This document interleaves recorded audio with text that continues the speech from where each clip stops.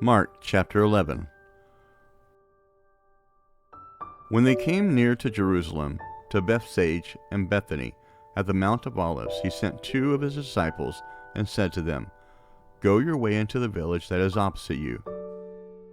Immediately as you enter into it, you will find a young donkey tied, on which no one has sat. Untie him and bring him. If anyone asks you, 'Why are you doing this?' say, 'The Lord needs him,' and immediately he will send him back here." They went away and found a young donkey tied at the door outside in the open street, and they untied him. Some of those who stood there asked them, "What are you doing, untying the young donkey?" They said to them, just as Jesus had said, and they let them go. They brought the young donkey to Jesus, and threw their garments on it, and Jesus sat on it. Many spread their garments on the way, and others were cutting down branches from the trees and spreading them on the road. Those who went in front and those who followed cried out, "Hosanna! Blessed is he who comes in the name of the Lord! Blessed is the kingdom of our father David that is coming in the name of the Lord! Hosanna in the highest!" Jesus entered into the temple in Jerusalem. When he had looked around at everything, it being now evening, he went out to Bethany with the 12. The next day, when they had come out from Bethany, he was hungry. Seeing a fig tree afar off having leaves, he came to see if perhaps he might find anything on it. When he came to it, he found nothing but leaves, for it was not the season for figs. Jesus told it, "May no one ever eat fruit from you again." And his disciples heard it. They came to Jerusalem, and Jesus entered into the temple, and began to throw out those who sold and those who bought in the temple, and overthrew the money changers' tables and the seats of those who sold the doves. He would not allow anyone to carry a container through the temple.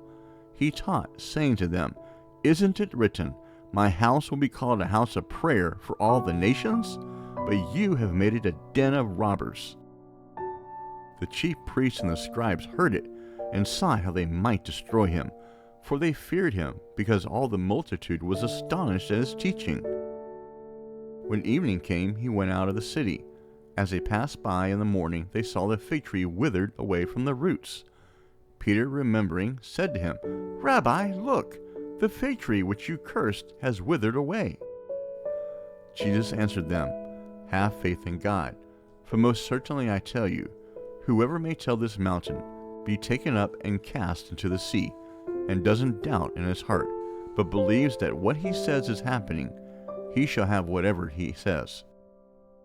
Therefore I tell you, all things whatever you pray and ask for, believe that you have received them, and you shall have them. Whenever you stand praying, forgive, if you have anything against anyone, so that your Father who is in heaven may also forgive you your transgressions. But if you do not forgive, neither will your Father in heaven forgive your transgressions." They came again to Jerusalem, and as he was walking in the temple, the chief priests, the scribes, and the elders came to him, and they began saying to him, "By what authority do you do these things?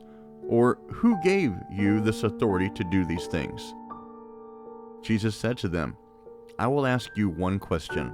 Answer me, and I will tell you by what authority I do these things. The baptism of John, was it from heaven or from men? Answer me." They reasoned with themselves, saying, "If we should say, 'From heaven,' he will say, 'Why then did you not believe him?'